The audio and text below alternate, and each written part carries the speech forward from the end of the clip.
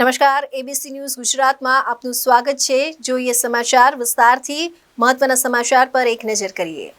Russia Ukraine વચ્ચેના યુદ્ધમાં મોતને ભેટનાર સુરતના હેમિલ માંગુકિયાનો મૃતદેહ 25 દિવસે સુરત પહોંચ્યો।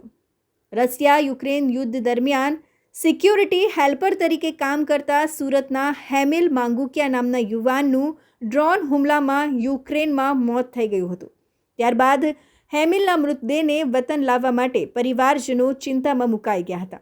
ત્યારબાદ એમ્બેસી દ્વારા પરિવારને મૃતદેહ થોડાક દિવસમાં મોકલી આપવામાં આવશે એવી જાણ કરવામાં આવી હતી। જોકે ત્યારબાદ એમ્બેસી દ્વારા કોઈ રિપ્લાય ન આપવામાં આવતા પિતા સહિત 3 લોકો જવા રવાના થયા હતા।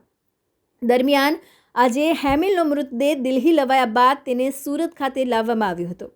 પિતા પણ મોસ્કોથી પરત આવી રહ્યા છે, જેથી હેમિલના મૃતદેહને હોસ્પિટલ ખાતે કોલ્ડ રૂમમાં રાખવામાં આવ્યો છે। પરિવારે કોફિન ખોલી હેમિલનો ચહેરો જોયો। શરીર કાળું પડી ગયું છે। રશિયાની પરંપરા પ્રમાણે શૂટમાં મૃતદેહ મોકલવામાં આવ્યો છે। હવે સુરત અહીંયા અમને 2 વાગે એરપોર્ટ ઉપર એની ડેડ બોડી મળી ગઈ છે। ત્યાંથી અમે અહીંયા સિનિયરમાં લાવી અત્યારે મૂકી દીધી। એના પપ્પાને ત્યાંથી યુક્રેનથી નીકળી ગયા છે, રશિયાથી।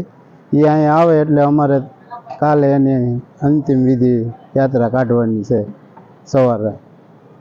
અને પપ્પાને કંઈક જાણ છે ક્યાં પહોંચ્યા છે? એના પપ્પા હારે ફોનમાં વાતચીત થઈ ગઈ છે।